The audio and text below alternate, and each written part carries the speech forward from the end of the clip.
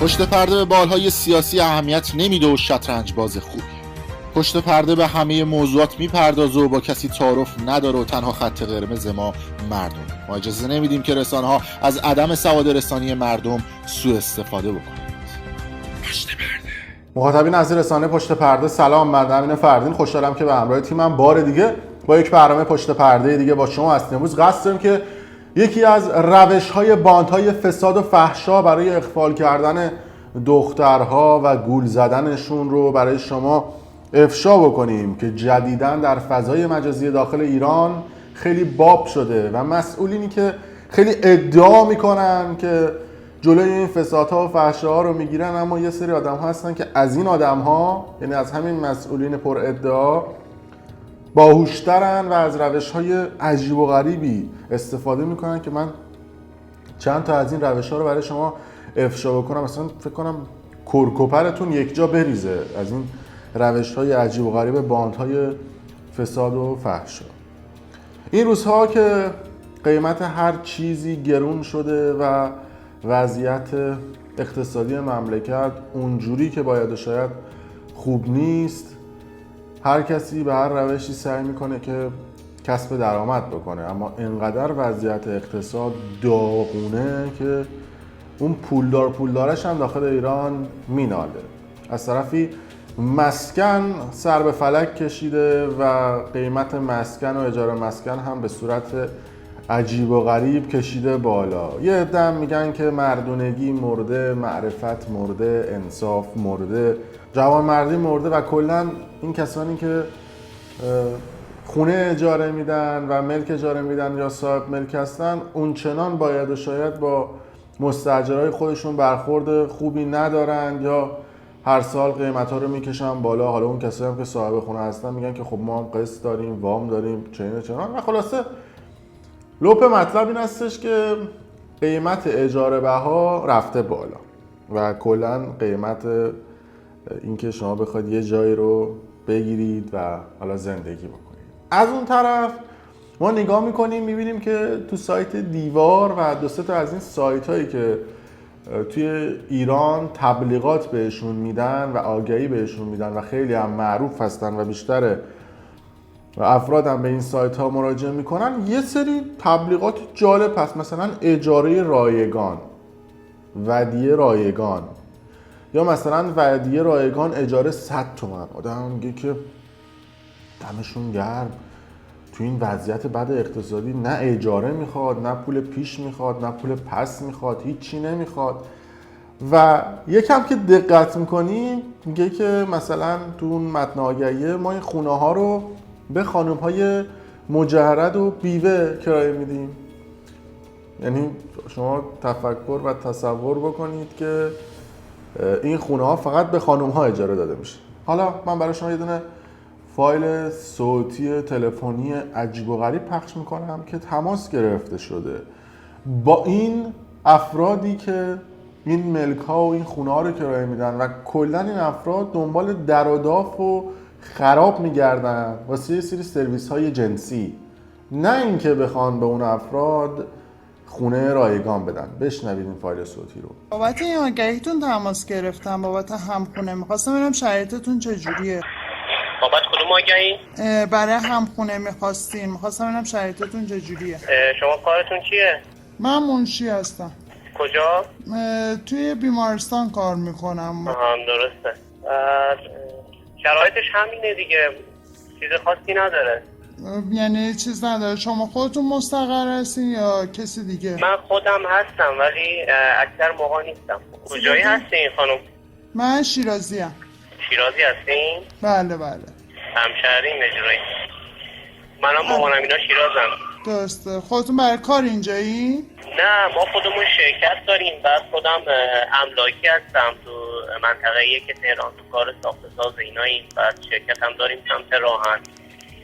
اگه کارت هم اونجا خوب نباشه با هم آشنا شدیم، قسمت رو تفونه بشیم و اینا، کار مهماندار قطاری هواپیمایی هم میتونم براتون که کنم. تا امروز میتونیم بیان ببینمتون؟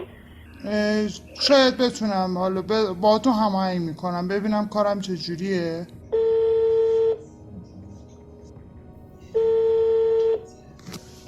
سلام، روزتون بخیر. خسته نباشین. بابت این آگهیتون تماس گرفتم، میخواستم ببینم شرایطتون چجوریه. مثلا همخونه؟ بله. بله یه همخونه میخوایم. چند تا میتونه شما؟ من 32 سالمه. خب ببین من آدرسم تو خیابون ابن سیناه. بعد اونجا هماهنگ کنیم که مثلا من بیام دنبالتون مثلا ببرمشون. بله، یعنی آدم وقتی این ویدیو رو میبینه میگه نه، انصاف نمرده، جوان مردی نمرده، معرفت نمرده.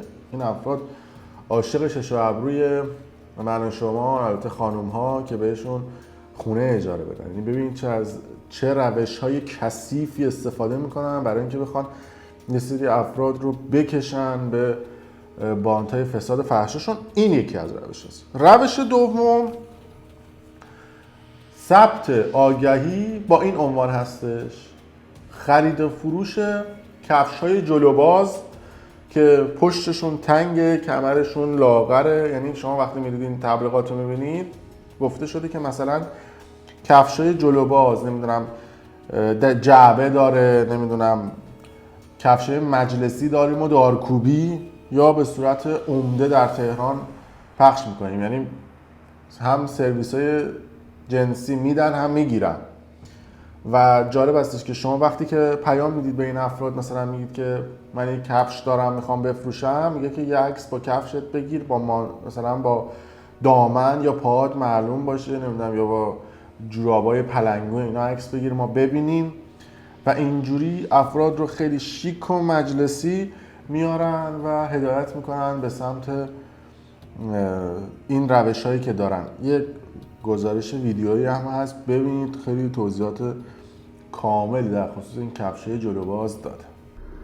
انتشار آگهی‌های کفش در فضای مجازی و رابطه آن با تن‌فروشی این روزها خبرساز شده است. احتمالاً شما هم توی کمدتون کفش‌هایی دارید که دیگه به کارتون نمیاد و تصمیم میگیرید توی یکی از سایت‌های فروش کالا براش آگهی بزنید. تا اینجا همه چیز عادیه، اما همین که آگهی تایید میشه پیغام‌های عجیبی دریافت می‌کنی. پاخور خوبی داره، جعبه داره یا نه؟ یه عکس از کفش با پات میگیری، یه عکس با جوراب طرحدار میفرستی و لازم نیست خیلی دقت کنی تا معنی پیام‌های بودار رو متوجه بشی و حالت از این که بیمارهای جنسی توی سایت ها میچرخن به هم بخوره.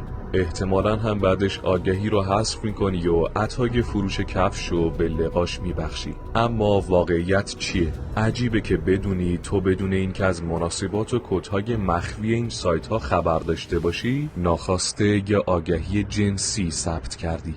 ماجرا از جایی شروع شد که چند تا کاربر توی توییتر از تجربه فروش کفش توی یکی از همین سایت‌های فروش کالا نوشتن و گفتن که پیام‌های کاملا جنسی بابتش دریافت کردن.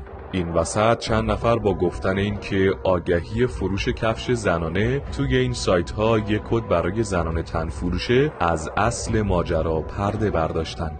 همین موضوع باعث شد تا خیلی ها از تجربه های مشابهشون بگن و این وسط هم بقیه از عبارت هایی که توی آگهی می نویسن رمزگشایی می کردن. اسکرین شات هایی از چت های مختلف منتشر می شد و می دیدیم کفش هایی که با قیمت 200 تا 300 هزار تومن آگهی شدن توی همشون تاکید دارن تماس نگیرین و پیغام بدید. البته ما نسبت به ماجرا شک داشتیم و باید خودمون امتحان می‌کردیم. برای همین دست به کار شدیم و یه آگهی کفش توی یکی از همین سایت‌ها ثبت کردیم. آگهی کفش زارا سایز 38 که واقعاً یه جفت کفش زارای قهوه‌ای بودن. جوابی که گرفتیم برای خودمونم خیلی عجیب بود. از لحظه تایید شدن آگهی و منتشر شدنش ارسال پیغام ها شروع شد و چون شماره تلفن هم داشتیم توی نیم ساعت اول 2 نفر هم تماس گرفتن. یکیشون که گویا عجله هم داشت توی پیغام شماره کارت خواست و گفت که خریداره و همین الان هم 250 هزار تومن واریز میکنه و بقیهش رو هم موقع تحویل میده. قبول نکردیم و گفتیم باید بیاد و حضوری کفشو ببینه که بعدش درخواست عجیبی رو گفت. کفشو بپوش، با دامن کوتاه روی صندلی بشین و عکس از روبرو برام بفرست. حتما هم پاهات کاملا پیدا باشه. یه نفر دیگه هم زنگ زد و یه شماره داد که توی واتساپ براش عکس بفرستیم. عکسی با پاهای لخت. وقتی براش نفرستادیم دوباره زنگ زد که عکس با جوراب زنبوری بفرستی هم خوبه. دیگه توی این مرحله آگهی و حذف و شماره رو بلاک کردیم. اما اگه فکر کردید فقط آگهی فروش کفش معنی دیگه‌ای داره، سخت در اشتباهید. این سایت ها که قرار بود محلی برای خرید و فروش کالای نو یا دست دوم باشه، حالا پر از آگهی هایی که معنی دیگه‌ای دارن. بله، این هم یکی دیگه از روش‌های این افراد هستش برای اینکه بخوان افراد رو به یک سمت جریانی اخفال بکنن. اما ما تبلیغات دیگه‌ای هم می‌بینیم. حالا من گفتم که آموزش بدم، شاید خیلی از دخترای جوان، افراد کم سن و سال یا حتی بابا مامانشون دارن ویدیوهای ما رو می‌بینن و این تبلیغات رو اگر دیدید هوشیار باشید. مثلا تبلیغ شارژر، یعنی اینکه قشنگ میان شارژ میکنن. بیشتر مثلا با خانمای مثلا بیوه سن بالایی که حالا مثلا آنچنان افراد نمیرن باشون دوست باشن. کمک غیر مالی، مثلا میگم ما کمک غیر مالی میکنیم. این کلیدواژه ارتباطات جنسی گروپ چند نفر است.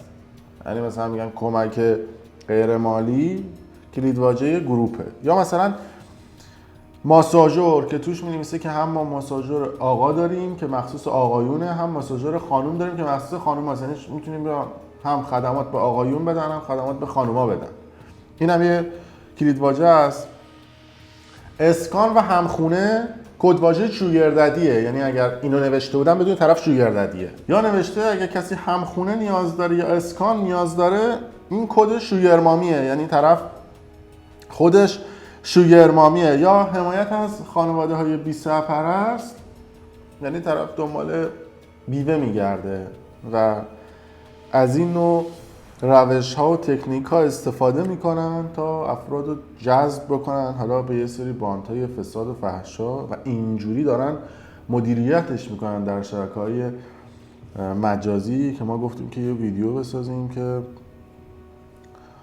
بدونیم که پشت پرده داره چه اتفاقاتی میفته. روش ها و تکنیک های دیگه‌ای هم حالا استفاده دارن میکنن، مثلا فروش لپتاپ یا مثلا اجاره لپتاپ به صورت رایگان. روش دیگه‌ای هست فروش ساعت هستش که مثلا میگه ما 1 ساعت داریم 2 ساعت داریم که تکنیک ساعتی هستش که استفاده میشه. یا مثلا اجاره خودروی لوکس بدون هیچ کارت شناسایی، اینم یه روش دیگه هستش که دارن استفاده میکنن. قبلا هم خب تبلیغات صیغه‌های ساعتی مد بود که در تلگرام و جای دیگه هم بود. لطفاً هوشیار باشید که تمام این سایت های تبلیغ صیغه‌های ساعتی بلا استثناء کلاهبردارن.